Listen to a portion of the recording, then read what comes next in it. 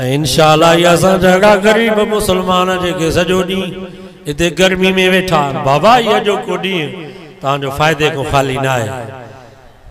ये दुनिया की गर्मी थोड़ी है, अगते गदी गर्मी दुखी।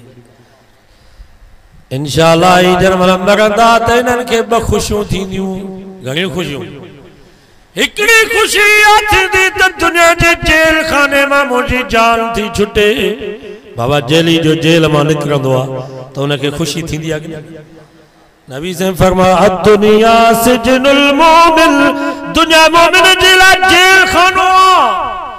इन जे करे हजरत बिलाल आखिरी वक्त में खिले पे टक पे दे उन जी घरवारी रोए पई। हजरत बिलाल फरमाए छो थी रोई? चई तुझे जुदाई जो सदमो आ। चई तू खिली तो? हजरत बिलाल फरमायो अज मुखे बखुशुअन एकड़ी खुशी आ त दुनिया जे जेल खाने में मुझी जान थी छुटे। बी खुशी आ जो वागदनल की मोहम्मद व असहाबा। सुभाणे इन वक्त में मुझी पंज महबूब उन जे यारन सा मुलाकात थियण वाली। कुरान तो फमा अल्लज़ीन ततवफ़ाहुमुल मलाइकतु तय्यबीन यक़ूलून सलामुन अलैकुम उदखुलुल जन्नह। सब जो सुभान अल्लाह। 14 सिपारो सूरत नाल तो पढ़ा ईमान वारे जे लाए न गरीब मिस्कीन जे ला जेको सजो दी गर्मी में कुरान तो बुधे पियो। अल्लाह अकबर। माटे चौथो दी ताज़ियत जे ला वी शिकारपुर हज़रत सरकारी मोहम्मद अली मदनी अल्लाह उन जवान जी कब्र ते करोड़ा रहमत नाज़िल फरमाए। उन जे पुटन गाल कई त असांजे वालिद साहब फरमाइंदा तमा शुरुआत को वठी हिन वक्त ताईं 90 साल या 95 साल उमिर मां 18,000 कुरान जा खत्मा कढिया।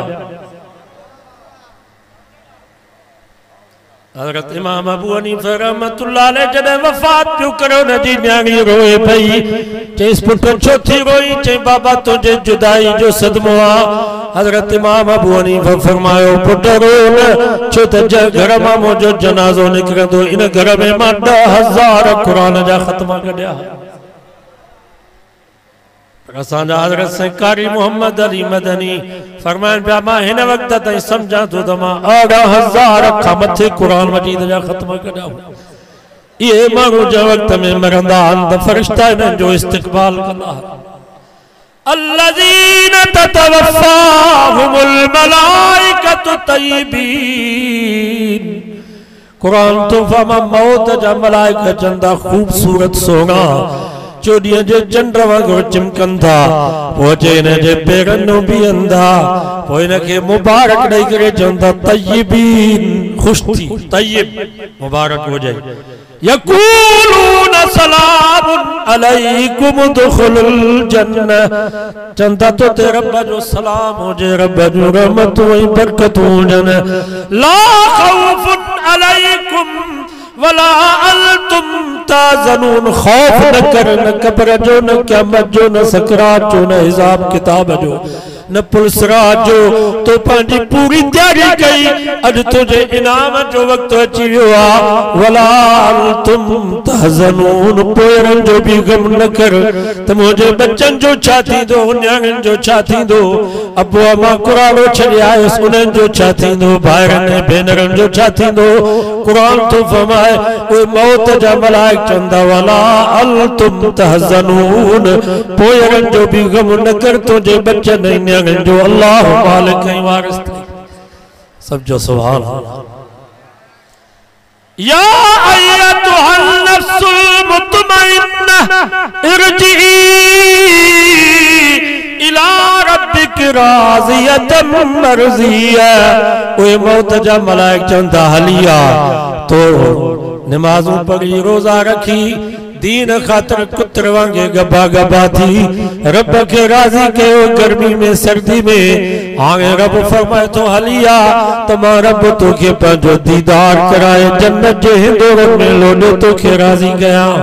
मुझे नबी फरमायो पोइ हिन जो रूह हिन जे जिस्म मां इए तो निकरे वनाशितात नश्ता पाणीअ जी खली जो मुंह खोलियो त पाणी निकिरियो अटे मां वार कढो त ख़बर ही कान पवंदी बच्चे के अम्मा थंज प्यारींदी आ पोइ बच्चे के निंड अची वेंदी आ पोइ निंड में अम्मा पंहिंजे बच्चे जे वात मां बुबड़ो कढंदी आ बच्चे के पतो ही न पवंदो आ पिंजरे जो दर खोलियो त पखी उॾामी वियो मुंहिंजे नबी फरमायो हिन गरीब मिस्कीन मुसलमान मुंहिंजो उम्मती जो रूह हिन जे जिस्म मां इए निकिरी उॾामी वञी जन्नत जे बाग़न में थो पहुचे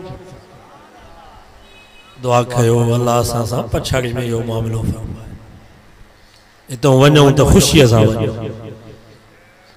अल्लाह वारे चयो तूं ॼाए त तूं रोई पियो पर अबो खिले पियो अम्मा खिले पई बार भेन रोटा कपिया जन त अदड़ो जावा पर तू रोई पियो सॼे पाड़े में खुशी थी वई हाणे अहिड़ा नेक अमल कर अहिड़ियूं चङायूं कर पाड़े वारनि मिटनि माइटनि सां अहिड़ो सुहिणो हल जो जॾहिं दुनिया जो जान जॾहिं त तूं खिलंदो वञी ॿिया रोंदा वतन तव्हांखे ॿुधायो न मौलाना अब्दुल्ला चांडियो रहमतुल्लाह अलैह बीमार थी पियो पोइ पछाड़ी में ज़ैद कॉलोनी लाड़काणे में भुट्टे साहब ने क्वार्टर ठाया उते रहंदो कंडियारे जी जमात चंदो कयो 200 रुपया साईं मोहम्मद कासिम साहब के ॾिनऊं त चांडियो साहब बीमार थी पियो आ ई पैसा वरी ॾियो साईं अञा ज़िंदा फरमाईंदो आ जॾहिं मां पैसा खणी वियुसि चांडे साहब वटि त साईं कंडियारो जी जमात तव्हांजे लाइ तावन कयो आ त मौलाना चांडे साहब जे अखियुनि में पानी अची वियो चई यार जॾहिं पैसनि जी ज़रूरत हुई उन वक़्त में पैसो मिलियो कोन